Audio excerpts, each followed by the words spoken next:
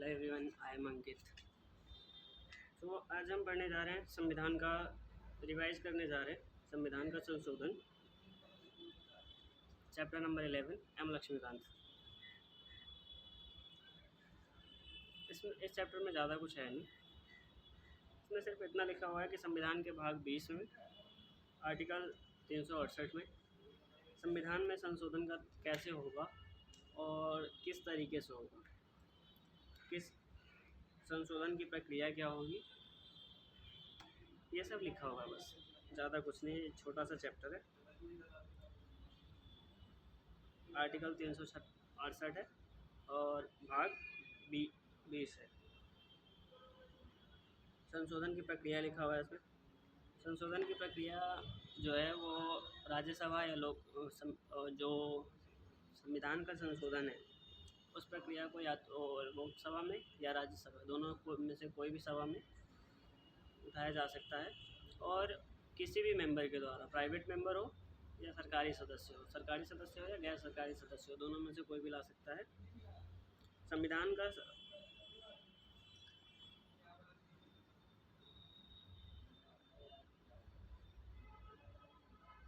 के संशोधन को दोनों सदनों में विशेष बहुमत से पारित होना चाहिए। ठीक है, विशेष बहुमत का मतलब होता है कि 2/3 बहुमत। जैसे मान लो 100 लोग अगर है संसद में उपस्थित है तो उसका 2/3। एक तो जैसे 545 मेंबर है हमारे उसमें लोकसभा में, तो उसमें से कम आधा मेंबर उपस्थित होना चाहिए। कि मतलब 575 है तो मान लो 250 से प्लस उपस्थित होना चाहिए। और उसका 2/3 मतलब मान लो अगर 300 लोग हैं तो उसमें से 100 लोग अप्रॉक्स वोट करना चाहिए। ठीक है, प्रत्येक सदन में विधेयक को अलग अलग पारित करना होगा। जॉइंट सिटिंग में कोई व्यवस्था नहीं है इसमें संविधान संशोधन में। अगर विधेयक जो आया हुआ है संविधान संशोधन विधेयक वो अगर राज्य को भी प्रभावित कर रही है तो उसमें आधे राज्यों की सहमति की भी ज़रूरत पड़ेगी। जैसे जीएसटी जो है वो केंद्र और राज्य दोनों को प्रभावित किया था, तो उसमें हमें दोनों की सहमति की ज़रूरत पड़ी थी, आधे राज्यों की सहमति और प्लस में विशेष बहुमत दोनों चाहिए होता। राष्ट्रपति का जो है संविधान के संशोधन में वो विचार के लिए भी नहीं रह सकते, वो बाध्य हैं कि उसको परमिशन अलाउ करें, मतलब उनकी सहमति देना अनिवार्य है। ठीक है, राष्ट्रपति के विधेयक के बाद संविधान संशोधन विधेयक अधिनियम बन जाएगा। संशोधन के प्रकार की बात करें तो संशोधन के इसमें 3 प्रकार दिया हुआ है। एक है संसद के साधारण बहुमत द्वारा संशोधन, जो संविधान संशोधन विधेयक में शामिल नहीं माना जाता है। दूसरा है संसद के विशेष बहुमत द्वारा संशोधन, जो कि संविधान संशोधन के अंतर्गत आता है।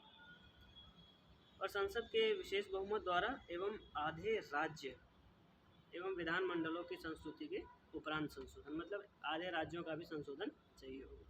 ठीक है, संसद के साधारण बहुमत, इसमें मतलब संसद के साधारण बहुमत के द्वारा क्या क्या पारित होगा और संसद के विशेष बहुमत द्वारा क्या क्या पारित होगा ये दिया हुआ है, जो कि हमारे काम का नहीं है उतना। इसको एक बार आप पढ़ लेना, इसमें आइडिया लग जाएगा आपको।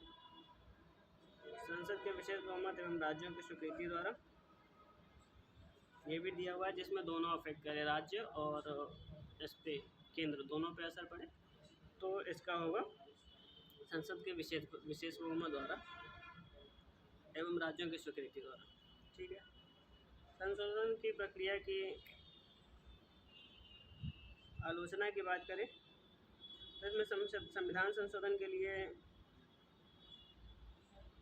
दूसरे देशों से कंपेयर किया हुआ है कि हमारा जो संविधान संशोधन विधेयक है वो कितना लचीला है या कितना कठोर है। जैसे संविधान संशोधन अगर करना हो अमेरिका में तो वो थोड़ा सा असंभव टाइप का है, लेकिन हमारा है लचीला है कि हम कर भी सकते हैं और उसमें ज़्यादा परेशानी की बात भी नहीं है और इतनी आसानी से भी चेंज नहीं किया जा सकता। तो दोनों हैं। ठीक है,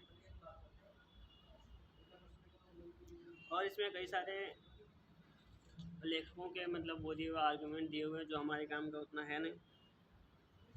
तो ये टॉपिक आज हम यहीं खत्म करते हैं। धन्यवाद।